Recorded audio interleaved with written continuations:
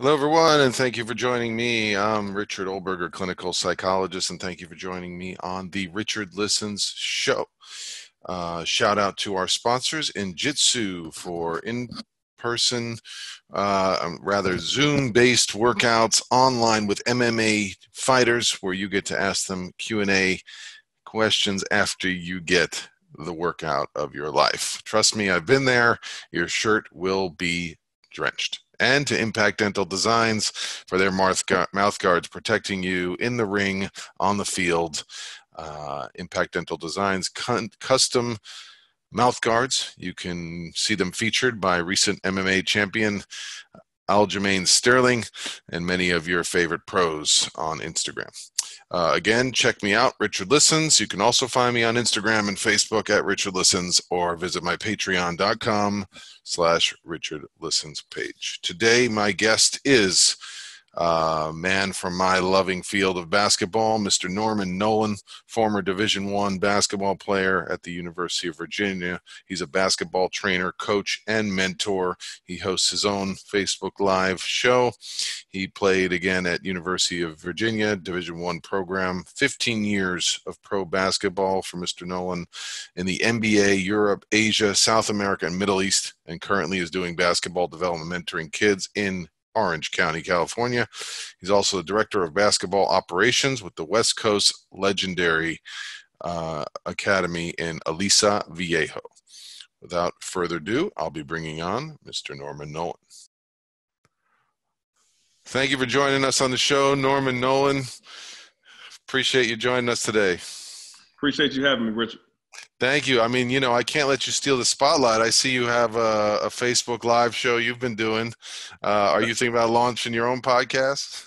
It was just something that a buddy of mine and myself thought of during the quarantine, just to share a lot of the information of things that we experienced through our careers and experiencing now, just to get the message out there and really speak the truth, because there's a lot of misconceptions of, international basketball players and the whole process and the whole upbringing.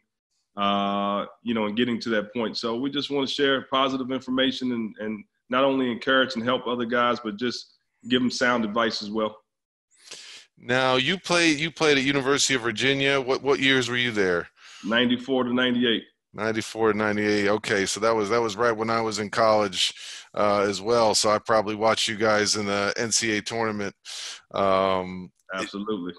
What was your most memorable season there at Virginia? I would say my first and my last.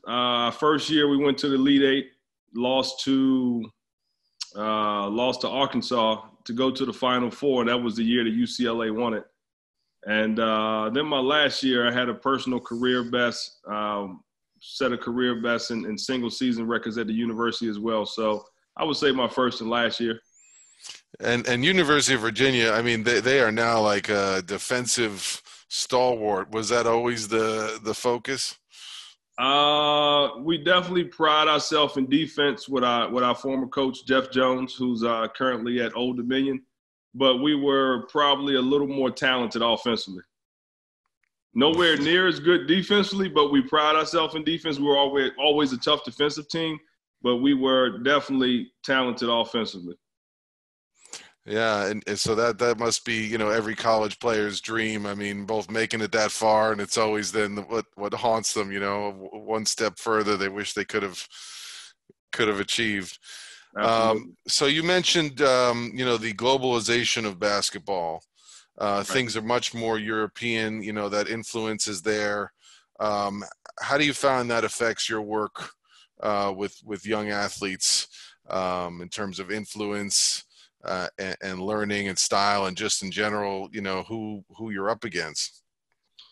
It's funny you asked that question, because I came along during the period where European basketball was, I won't say just starting to take off, but the NBA has started to take notice of a lot of the European players. So when I first started playing in Europe, I played against the Manu Ginobilis and the Marko Jaric, and the Tiago Splitters and the Luis Scolas and all those guys. So it was right during that transition time when they were really looking at European players. And the one thing I can say about European basketball players, they're extremely fundamentally sound.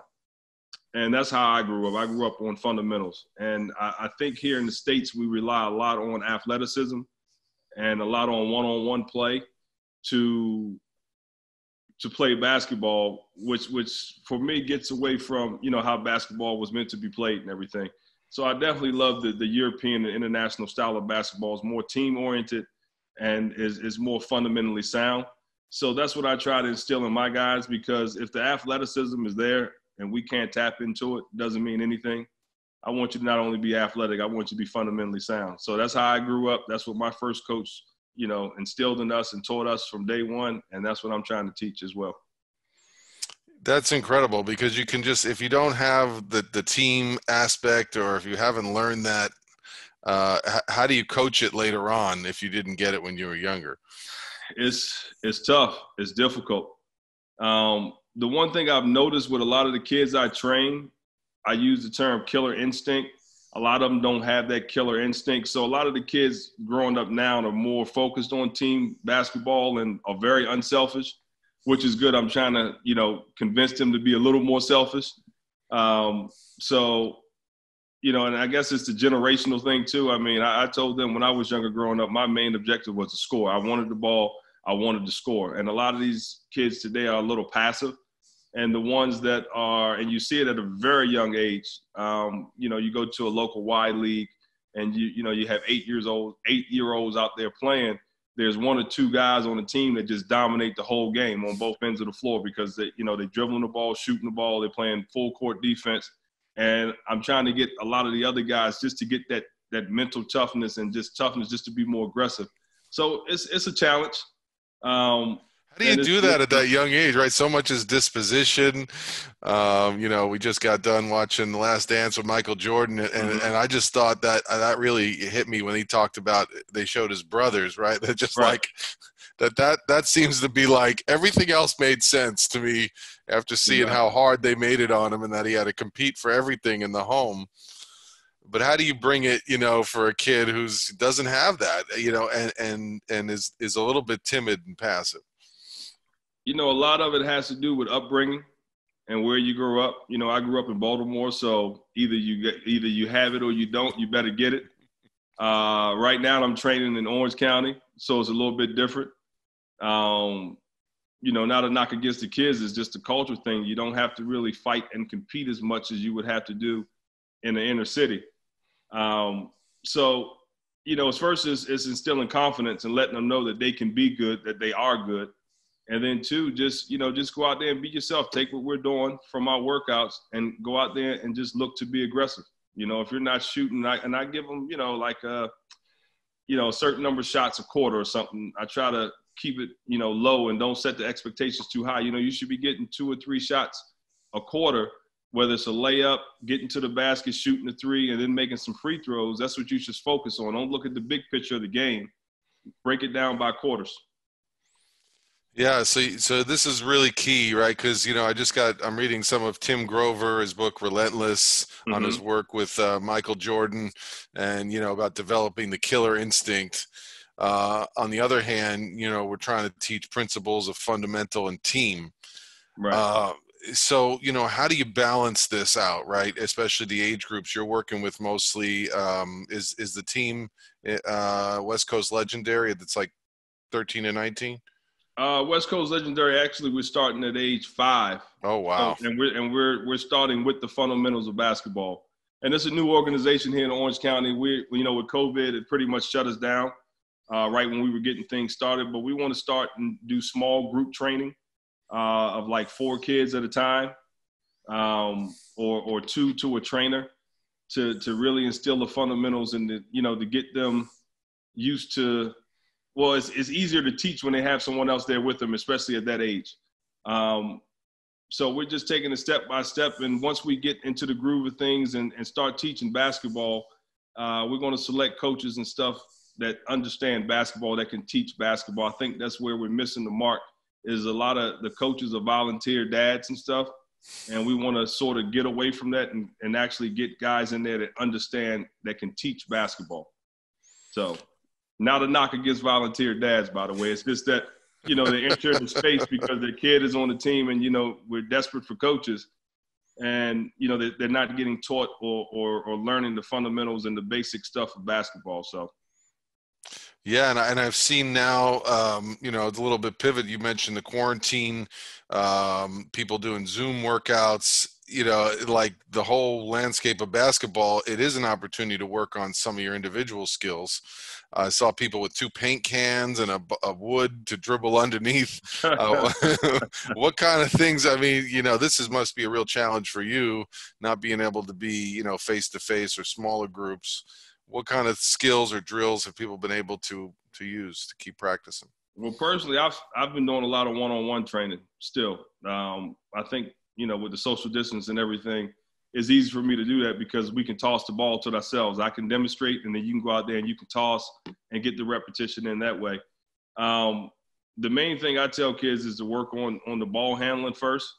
At home, go outside in your driveway or something and dribble the ball 10, 15, 20 minutes a day. Because being able to handle the ball decent builds confidence. A lot of kids, the reason why they're timid and shy on the basketball court is because they're not comfortable handling the ball. So that's the first thing I try to get them to be, is very comfortable handling the basketball anywhere on the floor. And once we get to that point, then we start building from there. So definitely, if they got a basket, they can go outside and shoot. But I definitely want you to be comfortable with the basketball. Yeah, I'm assuming that you were always a big man from so right. So how many people probably told you, get it to a guard, right? First words, rebound, outlet to the guard. Rebound, outlet to the guard. That was a disadvantage for me because at some level, 6'4" is not even, that's a point guard height. So, right. How do you keep people who are bigger at a younger age keeping balance with their skill sets? The thing is, Richard, I don't identify one position. I think you should be able to play, or need to be able to play, all 5 positions on the floor. So, again, during my transition, when I was overseas, that was like when the hybrid big man was coming into play, the stretch 4. So I really expanded my game when I first got to Europe, and then you can see a lot of the guys coming to the NBA and the 4 guys, and how it's evolved over the last 20 years or 25 years of big guys shooting threes and everything. So for me, I think guards need to be able to post up because you may have a mismatch with a smaller guard. And I think big guys should be able to rebound the ball and start a break, and not waste, seconds trying to look for the guard or pass it to the guard and then just run the floor. So you got to be comfortable from all angles and all spaces on the court. That's a good point. Yeah, one of the best post-up men when I was growing up was Mark Jackson. He was a guard. Exactly. He could take anybody down on the block. Exactly. So you mentioned your experience going overseas. How was that for you as a young man? How did that help develop your character? And what did that teach you about the world? It was an amazing experience. You get a chance to travel and play in some of the most beautiful countries in the world. Countries that when you come back and you talk about them with just regular people, they're like, oh man, it's my dream to go there on vacation. But you're immersed in that culture and in that country and learning the traditions and the language and the people. It was invaluable, as far as eating different foods and just respecting other cultures, other religions, and everything that goes along with it. And I embraced it. It was a fun time. I wouldn't trade it for anything. And did you receive, lots been going on here in our country. I don't want to get to that, in the recent weeks. Did you receive the same welcome everywhere you went as a basketball player? Did you feel the basketball culture was, always the same in every country, or was it other places where you responded, where you felt less welcome coming from the States? No, I have to be honest. The basketball welcoming was tremendous. In every country. Sports fans are sports fans everywhere. So definitely didn't experience any negativity. Of course, you have the opposing fans that you have to deal with. You didn't know what they were saying, though, right? And for the most part, the word you learn first when you go to a foreign country. So you understand quickly. But, the best way to silence them is with your play. So, that was my thing. I love playing on the road. But no, the welcoming was warm, not only from the fans, but the people of the city, you know, standing out, especially as an African-American in a lot of these countries, you stand out. So I never experienced really any negativity. And I know through sports is different. So I'm not naive to really what goes on, but you know, personally, it was definitely positive. Is anything as hostile as inner city Maryland, though? That's just it. Prepares you for a lot of things. You know, I mean, I played in Dr. J's old high school, Roosevelt. I mean, you know, where Public Enemy is from. I don't know if there's gyms that could compete with that. You know, we had a rough, hot boxes, and you just go in there, no blood, no foul. That's right. So where would you say is one of the toughest environments in Europe to play? Wow. Greece was pretty tough. Greece was pretty tough. You know, they throwing those big Euro coins or the European coins. You know, some fans are spit. I mean, you can the same thing you see on TV as far as soccer, you get it on the basketball level as well, just on a smaller scale. And Italy had its fans in certain cities. I played in a city where our fans were great fans, but they were held to the opposing fans. But you know, all in all, it's sports and the passion and the love for the game. So, you know, you get in a little altercation here and there, but hey, the best way to silence them is to score the ball. So that's how we handled it. But that, I mean, is there a training program for people when they go overseas for that kind of a culture shock? No, but that's why we're doing the podcast and everything and speaking of it, because we just want to educate you, because it's different.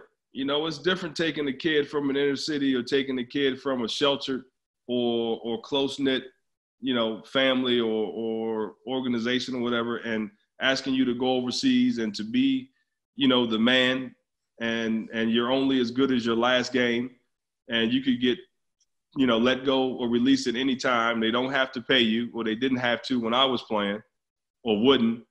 You know, you got to adapt to the food.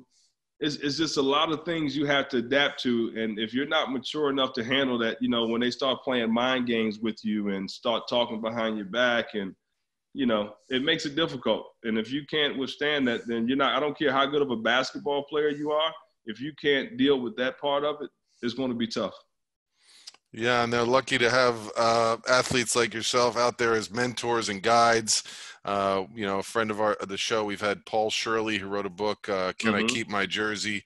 You know, he did a lot of 10-day contracts in the NBA, and then he played in Europe and talked about what it's like when the trainer's telling you one thing and you know, Right. and they're speaking in another language, but you know what they're saying. And that's something very different when you're kind of on your own, away from your family. And so I'm glad that there's resources out there, because it's more and more common now that players are going from college and playing overseas. Absolutely, and I appreciate that. Yeah. So we touched on the you know the you know the protest. You know, we have George Floyd, Ahmaud Arbery, so many people. What is it like for you being a leader, working with young adults right now? I mean, how are you managing with all this, and how do you think this shapes your role as a coach and leader in the athlete realm? I mean, for me, a lot of the kids that I work with, it hasn't come up.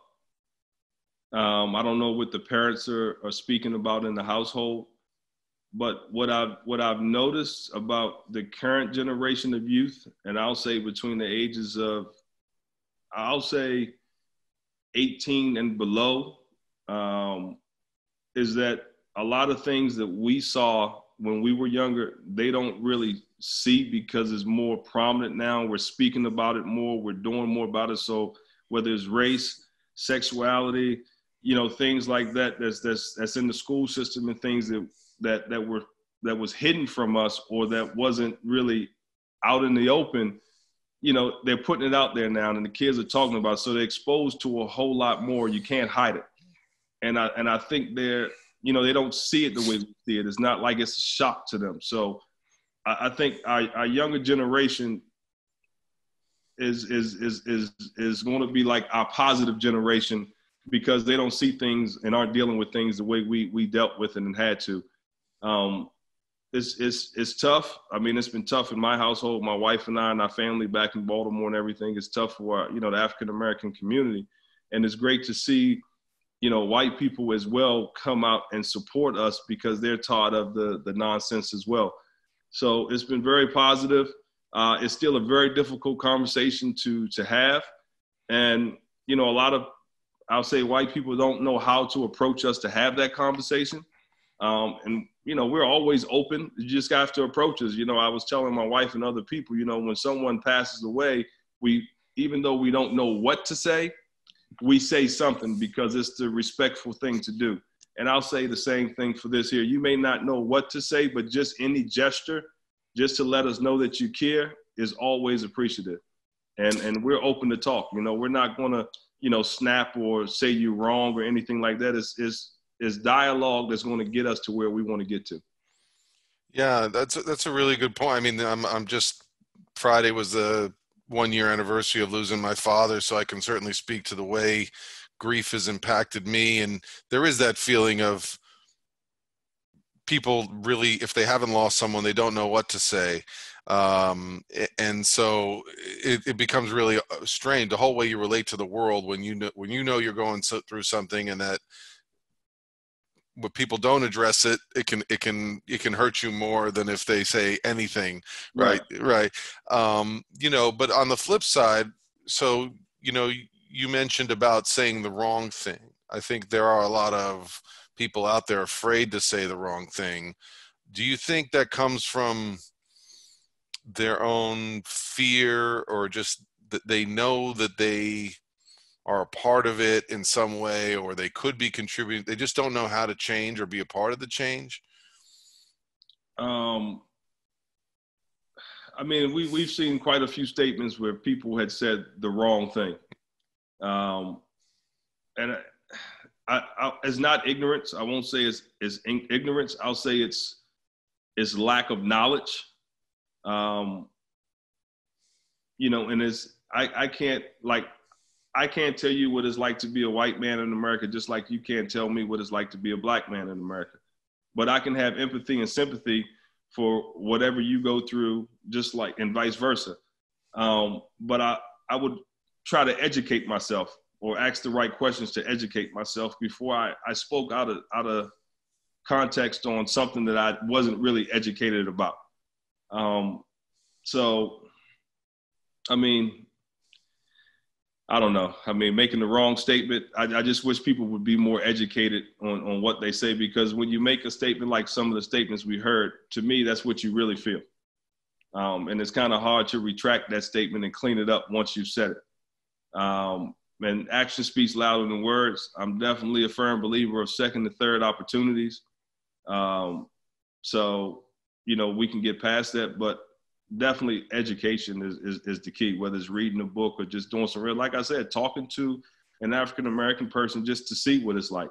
And, in some of the dialogue and conversations we've had, we find out in talking with friends and stuff that, man, I really didn't understand, or I really didn't know that. I didn't look at it that way. And, it's just because you just don't know. And that's why I said it's not ignorance. You really just don't know. Yeah, and being a psychologist, I work a lot with trauma and intergenerational trauma, and the things that get passed on through our families and through our culture, even if we don't directly experience them, things that we know have gone on for us culturally.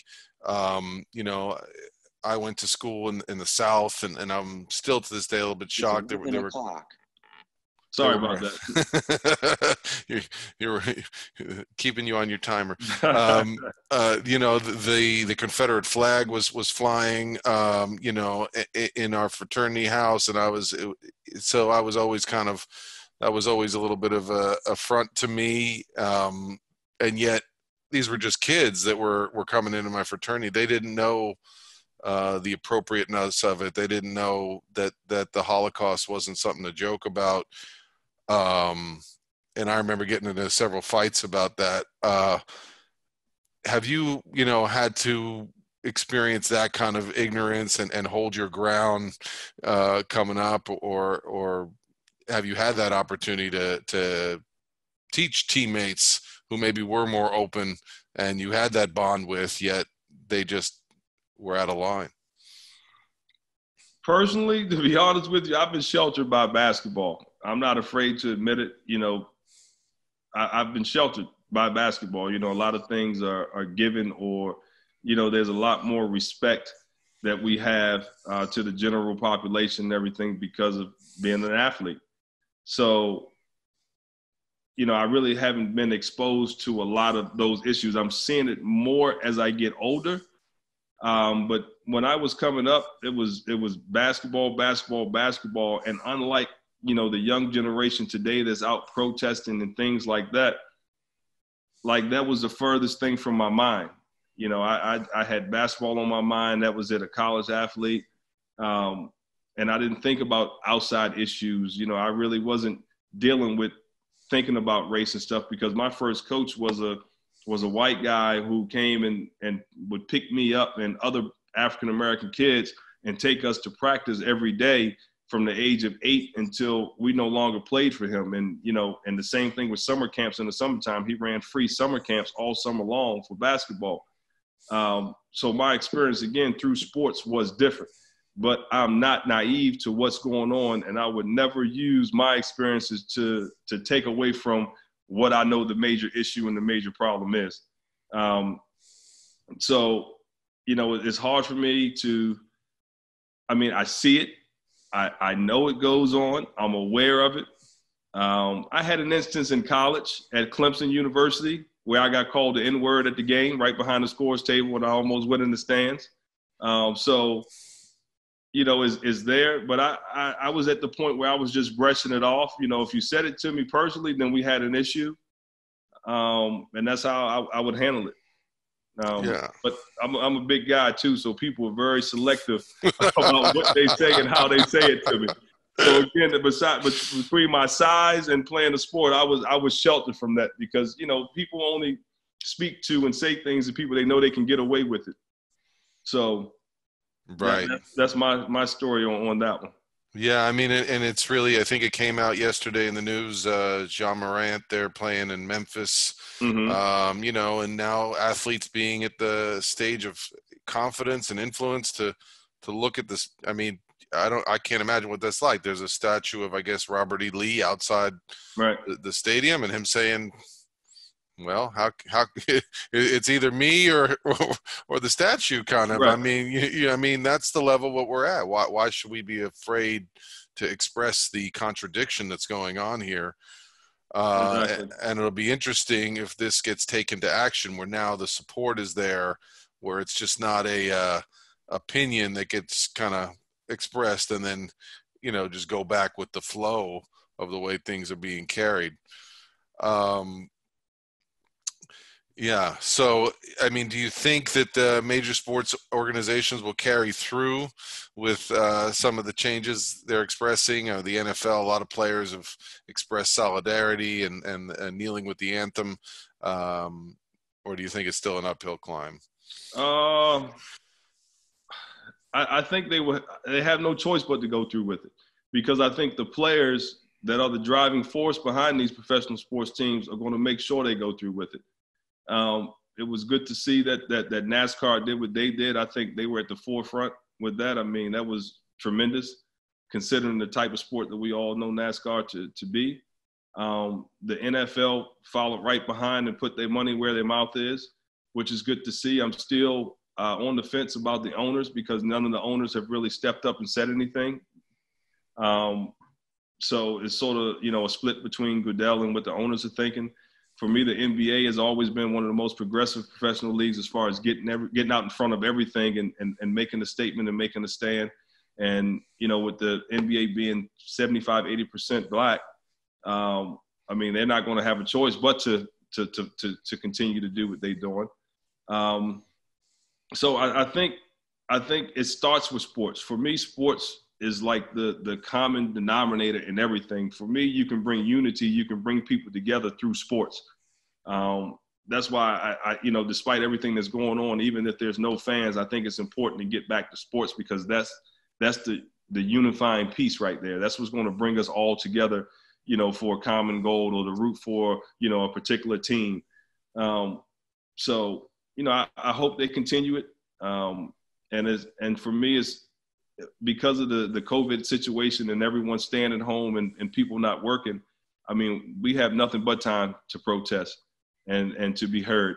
So, I told my wife, I think these protests are going to go on for a while, given the situation. We've been cramped up in the house for 2 months now. I mean, just looking for a reason to get out. And now we have a reason, and it's, to unify America and to really make it equal for everyone. So. Yeah, and I mean, I feel it even as you say it. I mean, there's such a grief within me, a mourning. I mean, the one way in which I interacted with people and I met people from other areas of town or across the bridge was through basketball. So on the one hand, I'm missing it. On the other hand, if things were not fair and there were deeper issues, they need to come out. In order for there's no, without conflict, there's not growth and there's not change. Right. So I'm happy there's protests, but I'm also happy there's sport has some pathway to continue, because it's this ultimate language of when you're playing together, you cannot be divided and be a team. Right. If you're not committed. So especially from a young age, right? When young kids are learning to play together, focus on a common goal, they're not focusing on, this negativity or just taking down whatever they're absorbing from the culture that's incorrect. They're learning, like you said, through their lived experience about, how to create unity. And here we are in Los Angeles. I mean, like really a hotbed for an opportunity for that, where there is this diversity. Certainly, like you're mentioning, I think, African Americans, I think, is it 9% of the population here in LA or greater? The representativeness needs to be greater. And the fact that some of my colleagues who are former athletes, when there was a layoff due to COVID, the first thing they said to me is, even though just kind of had the thought, I hope it's not because I'm black that they laid me off. I mean, that's tremendously painful to have that fear. What kind of books or films or any kind of education are you recommending that would help people get a little bit more awareness, a little bit more sensitivity, if they're open? Wow. You put me on the spot with that. Sorry. Definitely put me on the spot with that one. Really, I mean, I've been watching the news religiously since all this has been going on. I mean, even during my playing days overseas, I've been a huge news watcher.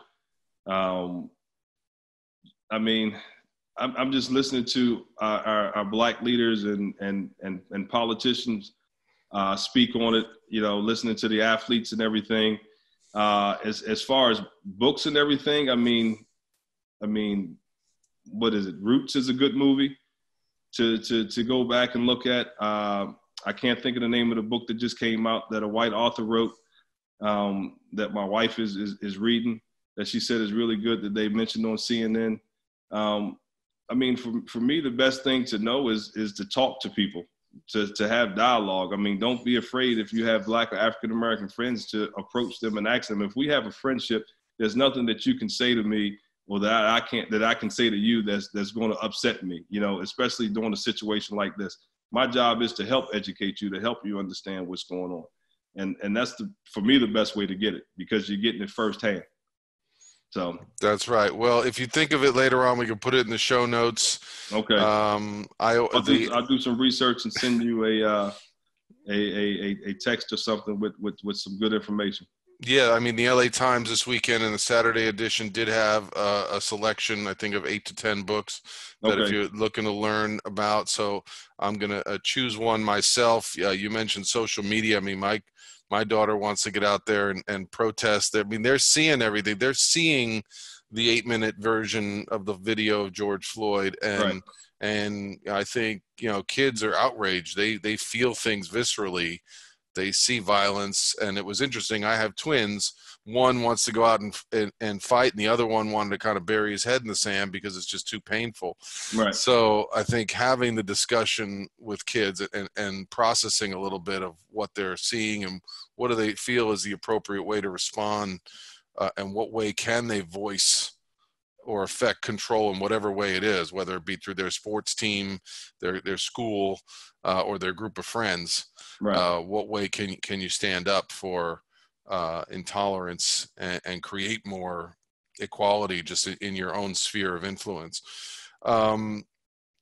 So, in the remaining time we have left, Norman, tell us a little bit about, the show you're launching, your own work with just connecting to athletes, giving them a voice on their road back from playing professionally onto the next segment of their career, and where your work is like to take you in 2021 and forward.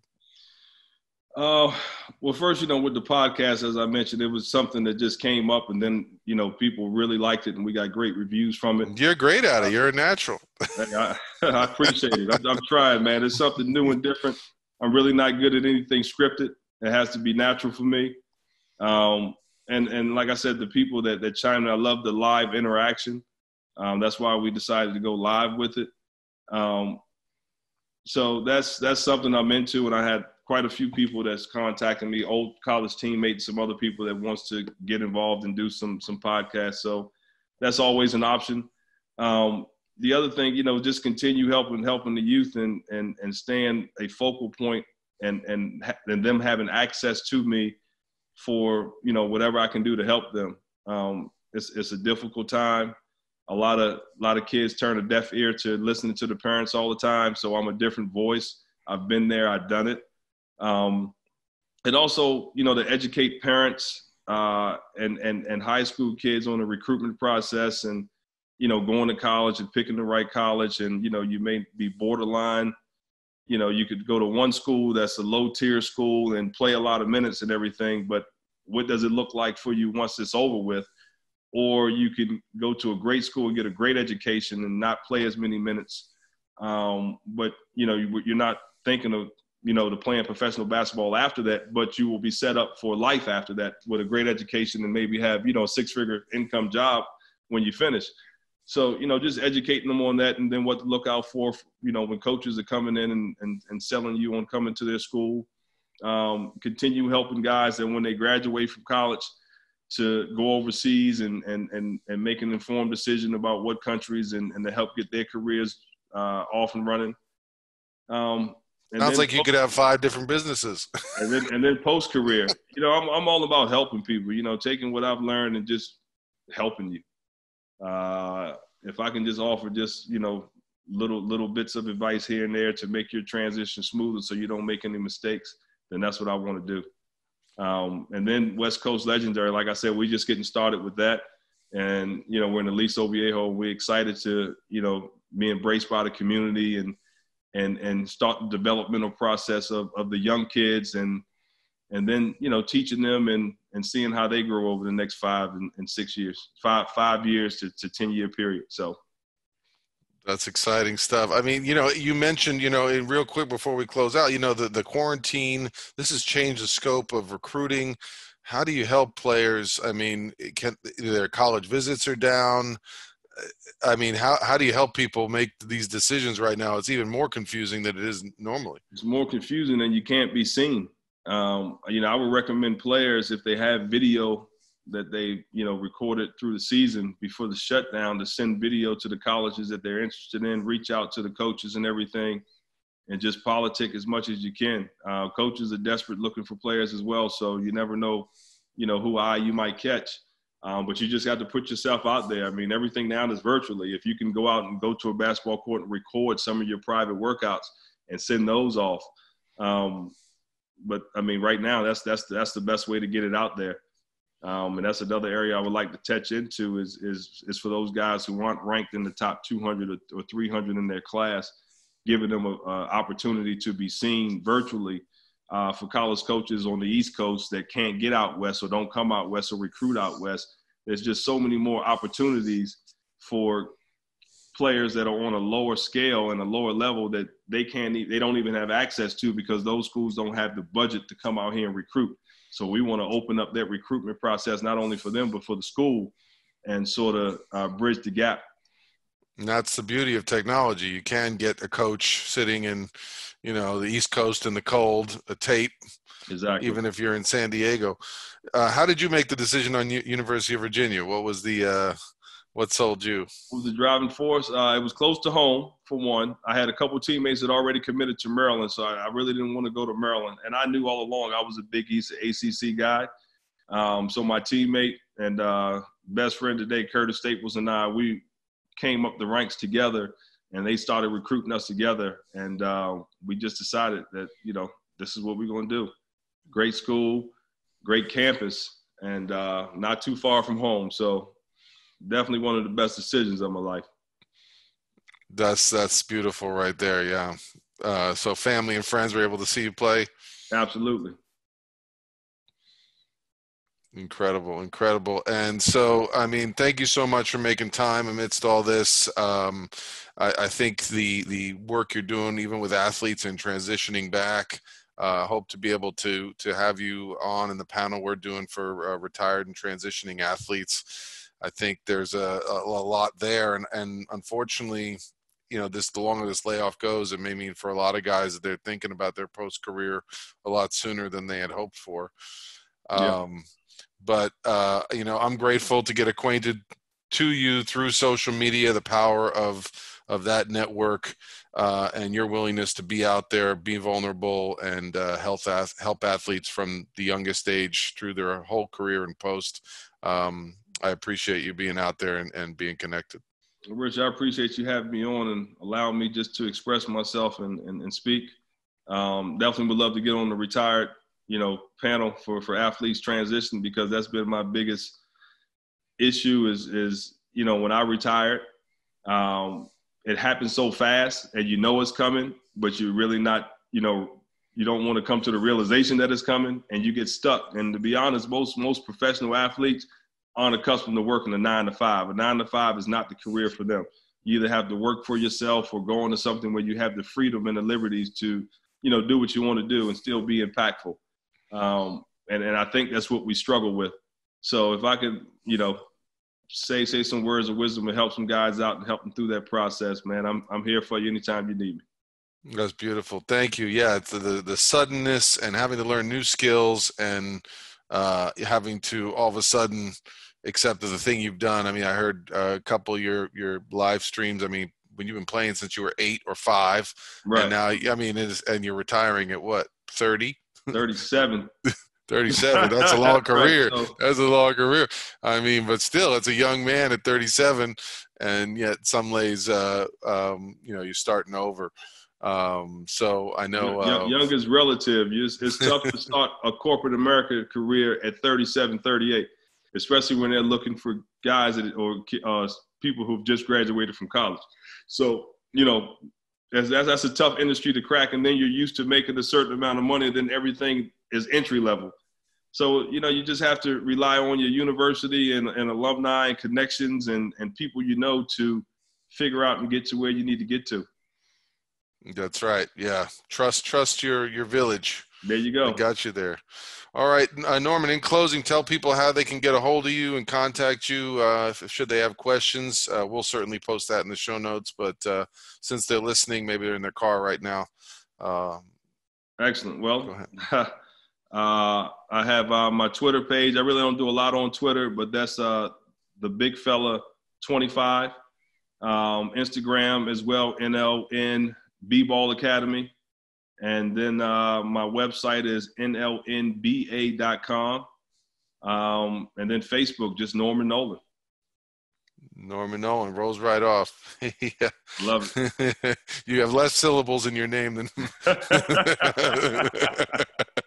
it's easy to remember. There you go. That's right. Well, thank you, everybody. Look forward to more good stuff from the Big Fella 25. I hope one day, we can get on the court together. Until then, I'll be practicing in my driveway. Oh, once a baller, always a baller, right? Always a baller. But Richard, I'm retired, so I don't play anymore. I'll meet you on the golf course. Okay. So yeah, the yoga mat. That's more like it these days. I like it. That sounds my brain can stay there. Exactly. Well, everyone, that was a real treat. I want to thank Norman Nolan for joining us. Busy man, straight from the podcast to the basketball court, and a real treasure and influencer for athletes. West Coast legendary. His new basketball program, ages 5 on up, and a former NBA player, basketball player overseas, a real gift of his time, encouraging us to look deeper within, to take a little bit more time to educate ourselves and to not be afraid to ask difficult questions in growing, in approaching difficult subjects of race and relations as we continue to change and confront difficulties and pain that is going on in our world and in our society currently. So I want to thank all of you for being here, always encouraging and listening to important subject matters affecting our society and our guests, and as they strive to make differences and change in the world. I appreciate you helping me to be a voice, supporting me at patreon.com/RichardListens. I'm grateful to all of you. Again, check me out on Instagram at Richardlistens. And again, thank you to our sponsors, Injitsu and Impact Dental Designs.